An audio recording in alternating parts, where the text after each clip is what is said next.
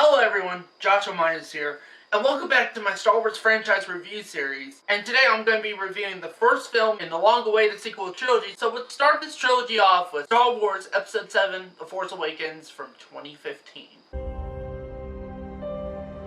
There are stories about what happened. It's true. All of it.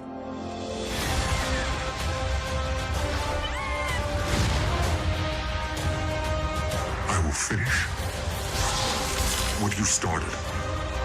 Get ready! For what?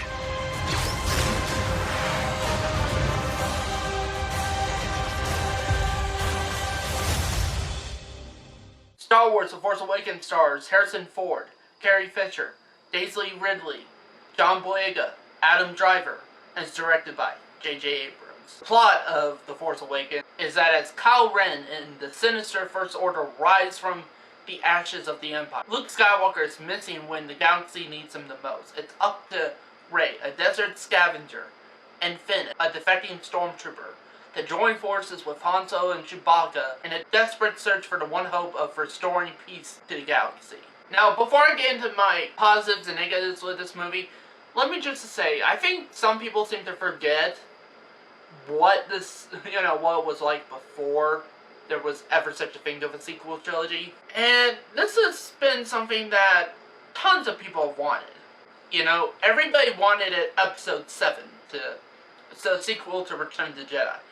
Even after Return of the Jedi came out, and in fact George Lucas was thinking about doing a sequel trilogy and that at the time, but then I guess he changed his mind and decided to do a prequel trilogy instead, which I guess we know how that turned out. Most people did not really care for the prequel trilogy. In fact, it's almost kind of a cliche now just to make fun of the prequel trilogy. And then there was a Star Wars movie that came out in 2008, the Clone Wars animated movie, which would eventually become a show, and that one didn't do so well, so people were just so wanting an Episode 7. And at that point, we never thought we'd get one. Mainly because George Lucas said he was done with the Star Wars movie after Revenge of the Sith, and once Disney purchased Lucasfilm and they announced that they were doing Episode 7, people flipped. They were like, OMG, this is probably the best thing that's ever happened to Star Wars, and all that stuff. Like, seriously, you should have, for all of you younger people out there was so much hype for this movie. Now, did the hype pay off? At the time, I would say yes. But now, I guess we'll find out. What are my positives with The Force Awakens? Honestly, for me, I will admit, this was the first time I ever felt like I was watching a true Star Wars movie. Like, seriously, one that felt like the original trilogy. And I think there was a lot of effort put into this film, which I do admire. Even, subtle, visual storytelling and everything. It's just so good, actually. I almost forgot how good The Force Awakens really was. I haven't seen this one in a while, so J.J. Abrams, I think, is a plus, because I think he's actually a terrific director. I think he proved it with this film.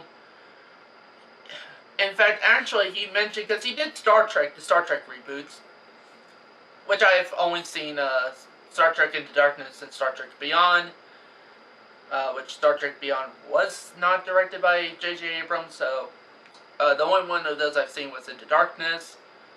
I may check out the first one at some point, but, he said he never was really that much of a fan of Star Trek, but he was more of a fan of Star Wars.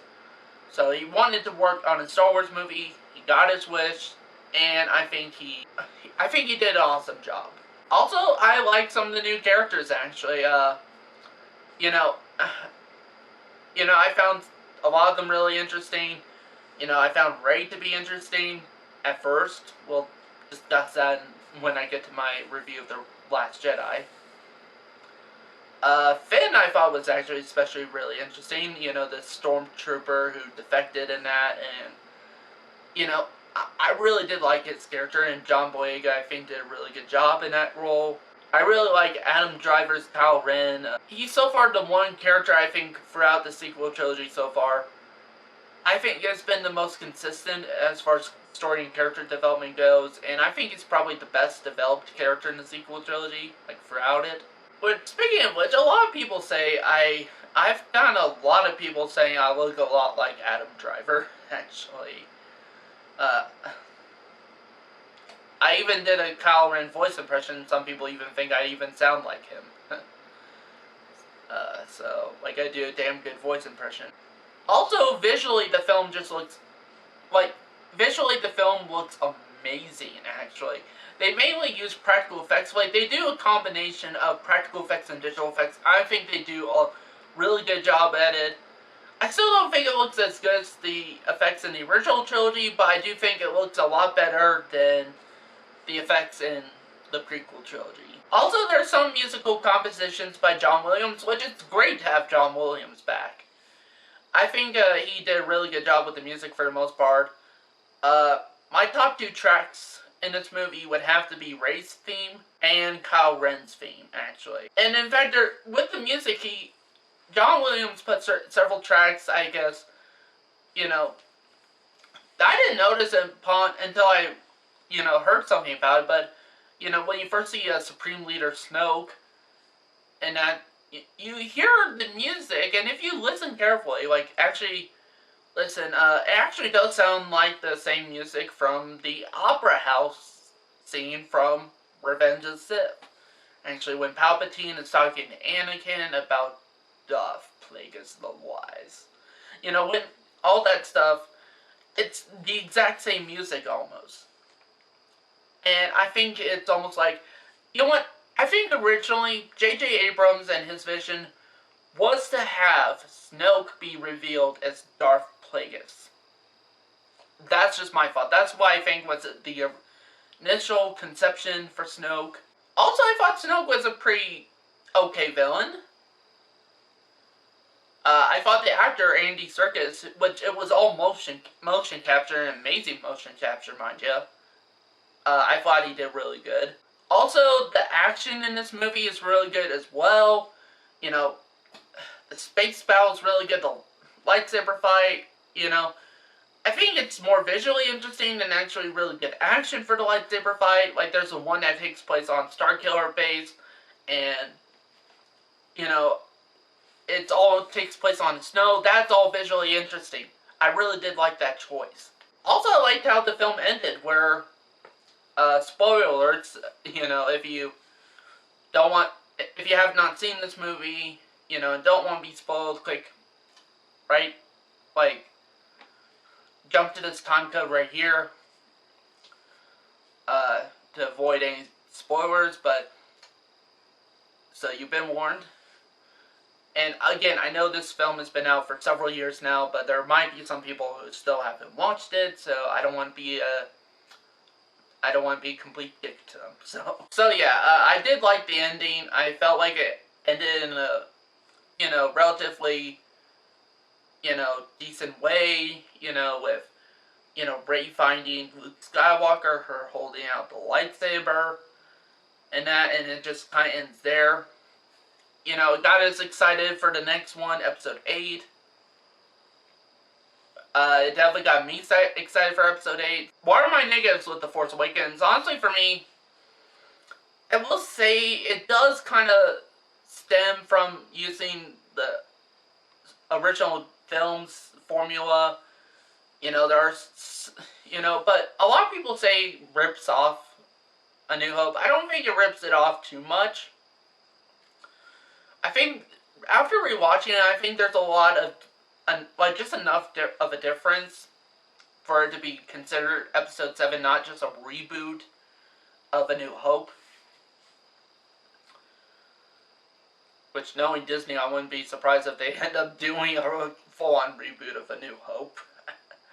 Also, the lightsaber fight at the end wasn't especially that good from a choreography standpoint.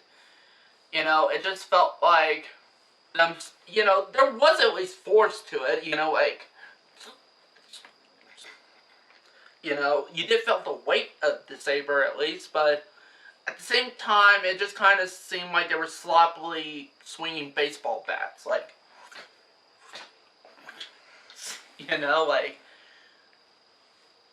And I felt like there wasn't that much emotion in the fight at all. Like, at least compared to other lightsaber fights.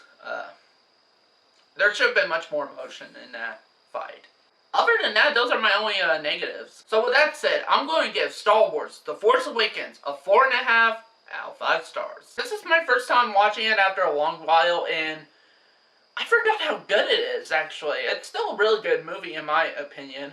Definitely one of the better Star Wars films. And so, there you have it.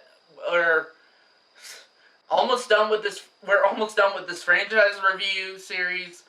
I just need to go and watch The Last Jedi, review that, and then just wait until The Rise of Skywalker comes out on DVD and watch it. And that's it. I'll be done. And then again, I would have to do a ranking video of the Star Wars movies from worst to best. Which I guess I could just do a ranking video after I rewatched The Last Jedi.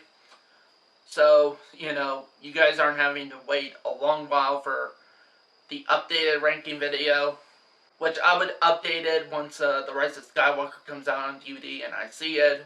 So that's it for this review. Thank you guys for watching. And I'll finish what you've started.